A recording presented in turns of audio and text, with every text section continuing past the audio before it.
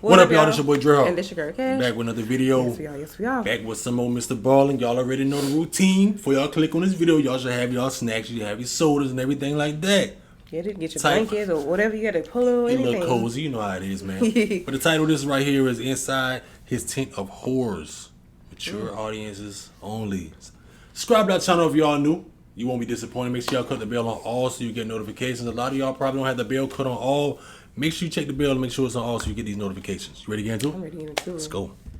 In April of 2023, police in a little town in western India got a call about something horrible being discovered inside of this tent on a farmer's property. So the police went to this property, they found this patchwork tent, which was propped up against the stone wall on the back of the property, and the police, they opened it up, they looked inside, and at first they didn't really understand what they were looking at. It just looked like a sort of weird religious shrine of some kind. But upon closer examination, they realized what they were looking at was actually something very dark. This is one of those stories that goes in a totally random direction at the end.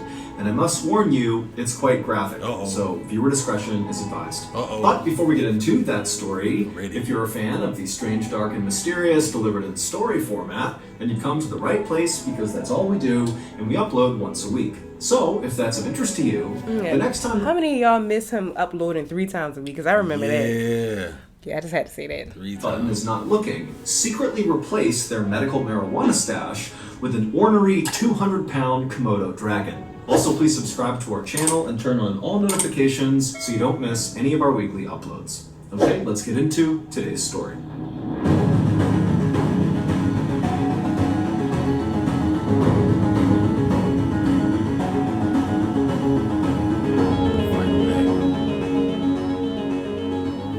On the evening of April 15th, 2023, a mother and father named Hansa and Himu Makwana stood on the front doorstep of a little shack in a little village in western India called Vinchia. With these two parents were their 2 kids, a son and a daughter, who were 12 and 13 years old respectively, and they were really excited because tonight they were going to be spending the night with their uncle and their cousins who lived in this shack right in front of them. And so moments later, the door to this shack opened up and immediately the 2 kids ran inside calling out for their cousins, and the uncle who had opened the door, he just smiled and said hello to Himu and Hansa, and the parents, they're calling after their kids to, please behave, listen to your uncle, be good, but they were already gone. And so finally the uncle said, don't worry, they're fine, we'll have a great night, we'll see you tomorrow. And so Himu and Hansa thanked him very much, and then they turned around, they grabbed each other's hands, and began walking out towards the dirt road that would take them back to their own home. The village that Himu and Hansa and their kids and their uncle and their cousins all lived in was a very poor, rundown farming community where for the most part people worked really hard but barely got by. But this night, as Himu and Hansa walked along this dirt road, passing by the shacks and tiny apartments and fields and livestock that were kind of all over the place, they weren't thinking about, the struggles of daily life in this village. Instead, they were thinking about how beautiful the village was that night. The sun was starting to set, and so the sky was this beautiful orange, and all the cows that had been out that day, kind of wandering around the village, were all starting to stand up and make their way back towards their stables for dinner, and with every step the cows made, the little bells on their neck would ring out. And so the scene in front of Himu and Hansa was so beautiful and peaceful that for a moment they just stopped on the road and kind of took in the sights and sounds. And then at some point, a group of cows who were making their way to their stable came up onto the road right where Himu and Hansa were, and very quickly the couple stepped back to make sure no mud or dirt got kicked up on their clothes. Now, Himu and Hansa were farmers by trade, and so on most days they would wear clothes that were covered in mud and dirt. But this night was different. Himu and Hansa were wearing their finest outfits, and they were not about to get them dirty. Hansa had on her beautiful red dress, and Himu was wearing a starched white button-up shirt. After the cows had crossed the road and suddenly the path was clear again for Himu and Hansa to walk on, Himu paused before taking a step, and he turned and just looked at Hansa. And Hansa, who lately had been feeling quite down, appeared to be very happy and radiant. And so Himu just smiled at Hansa, and at some point Hansa looked up and smiled at him, and then before long they were holding hands again, strolling down the road. A little while later, the couple turned onto their street, and just up ahead on the left side, just off the road, they could see their home, which was a small concrete and brick structure. But when the couple actually reached their property, instead of going in the front door, they walked around their property into the back side where all their crops were. They were growing peanuts and cotton.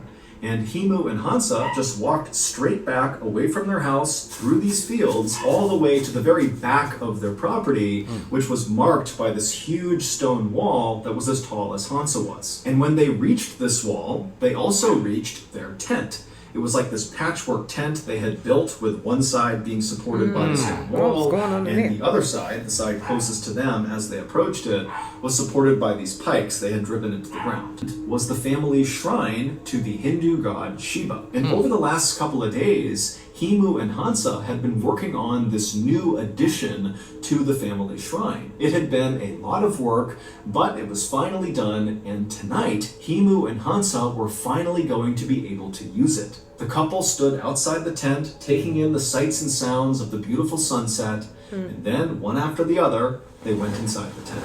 The next day, sometime in the afternoon, Himu and Hansa's children returned from their uncle's house after sleeping over there the night before.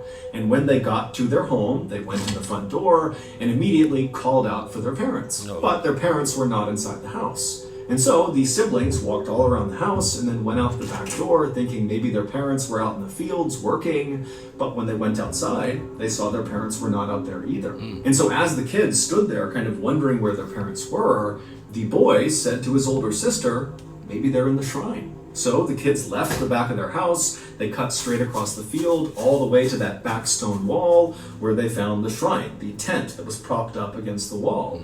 And right away, the kids noticed something was off about the shrine. Whenever their parents were in there praying, they could typically hear them from a distance as they walked up to the shrine. But now, standing right outside of it, it was totally silent. The kids finally lifted up the flap of the tent, and they looked inside, and once again, they did not see their parents. Instead, what they saw inside of the shrine was totally confusing. What is that? Right. I wonder what is that. The shrine, which their parents typically kept absolutely immaculately clean at all times, looked kind of dirty.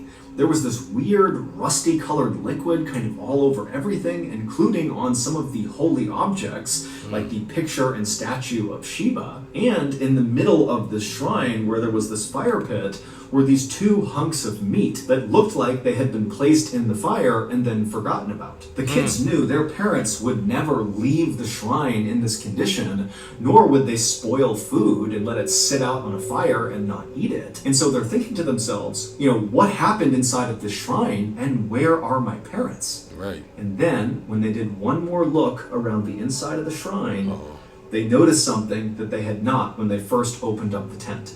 When they realized what it was, they screamed and took off running. This is the story behind what those children saw.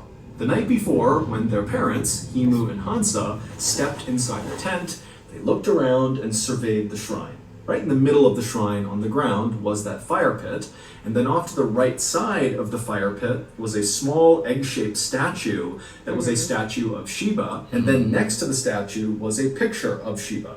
Shiva is a powerful figure in the Hindu religion. He is viewed as a god of both rebirth and of destruction. And when he is portrayed, like in the photo and in the statue that was inside of the shrine, his skin is smeared white with the ashes of corpses. He has crescent moons in his hair, and around his neck are snakes and skulls. And so Shiva is kind of viewed as both a loving, kind god and also one to be scared of. And so after the couple looked around at their shrine for a second, they got to work.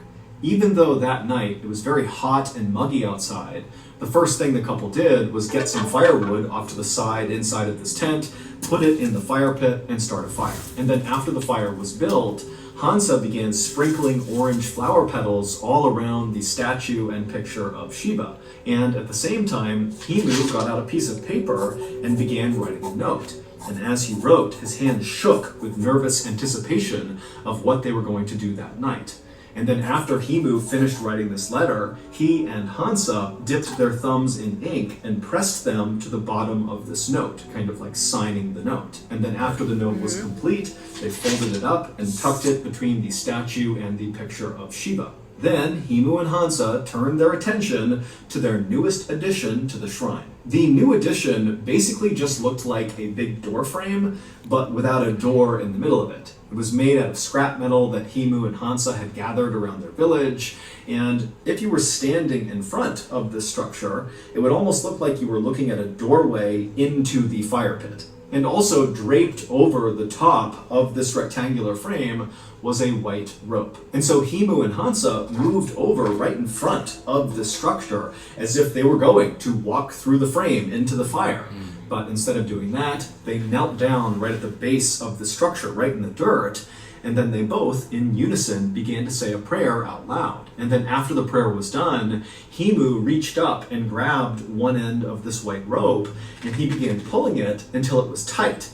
And then he pulled it a little bit more and a little bit more until he had it right where he wanted it, and then he held the rope steady. And then Himu, still holding onto this rope, along with Hansa, very carefully got down onto their bellies, Himu being very cautious not to give any slack to the rope or pull it any farther. And then once they were in position on their bellies, all they would have heard was the crackling of the fire in front of them, and all they would have felt was their hearts beating in their chest.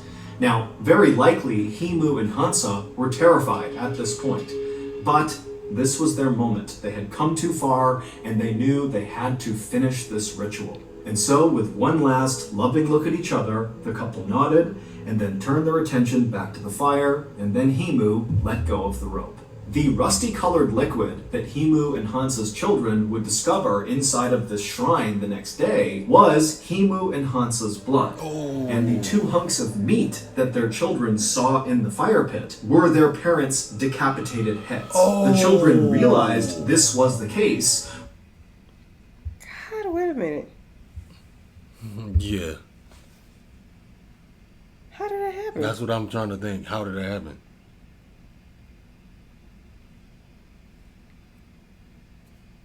It's crazy. Their parents' decapitated heads. The children realized this was the case when they scanned around the tent one more time and noticed their parents' headless bodies lying side by side at the base of the structure. That was what, of course, caused the children to run outside and go find the police. This new addition to the shrine, the metallic structure, was a homemade guillotine. A guillotine is a device that kills people by cutting off their heads. The white rope that Himu had... Okay, that's how that happened. Yeah. That right. Oh, wow. When he laid down and that was the rope that he was holding. Yeah, okay. So that's when it happened, and they rolled into the fire, and let MrBallen tell the story. Is a device that kills people by cutting off their heads. The white rope that Himu had pulled on was connected on one side to a very heavy metal blade. And so when he was pulling the rope, he was pulling that blade up off the ground until it was positioned right above them. And then he held it steady. And then when he let go, the blade fell straight down, striking the backs of their necks, decapitating them instantly and sending their heads rolling forward into the fire, as designed. When the police arrived at the shrine, they would find that letter that Himu and Hansa had written and then signed with their thumb, tucked near the statue and the picture. And in this note, Himu and Hansa would not give a reason for why they did this, but they would say, this was our choice, we wanted to do this, we just asked that our living family members take care of our children and our elderly parents. No one has been able to give a reason for why Himu and Hansa intentionally decapitated themselves and then let their heads burn in a fire. Their family has said there was no indication that the couple was going to commit suicide. I mean, they seemed happy, they were not financially well off, but they were not financially struggling either. It seemed like their life was good. And so basically, this whole thing came out of left field. As for the police, they believe that Himu and Hansa must have been performing some sort of black magic ritual where they believed if they lopped their heads off and allowed them to roll forward and burn in this fire, that somehow would bring them closer to perhaps Shiva or some other god or some other higher power. I was thinking of something like that today, no one knows. That's probably what That's it was, like though. what I'm thinking too. So that's going to do it. If you enjoyed today's story, remember we That's have probably what it was. Like they did a ritual. Like a so ritual. of course, and they had the Shiva statue and And the the picture. picture. So did they do just like how the cops say, like this maybe might bring them closer or I don't know. Like I can't explain like Nobody another knows. other reason why would they do that, but yeah. it's- And the kids came in to see that. To see that, and they said they had didn't no know what it signs was of at first. depression and mental. I mean, Financial things. financial things or nothing. So it had to be. Well, it clearly they did say a ritual, so it had to be some sort type of like They dealing gonna say with to bring Shiva. them Yeah, closer and- Shiva or Shiva. I think it's Shiva. Yeah, I, see. yeah. So Wow. I think that's what it is. Let us know your thoughts on the story Yeah, Inside His 10 of Horrors by MrBallen, because this was really a good one. Let us It had know me your thinking. opinions in the comment section. Let us know like All what you might opinions think welcome. like happened, and if you get that in the comment section and conversate and. Cause y'all just like family. You watching it Yeah, like we with us. watching it together. It feel like somebody sitting right with us. Yeah, watching like it, you are right here with us Right, watching this. so Let us know your opinions. All opinions welcome. Subscribe to the channel if you haven't already. Hit the bell, cut it on all. Other than that, y'all be safe and we catch you on next video. yeah, next one.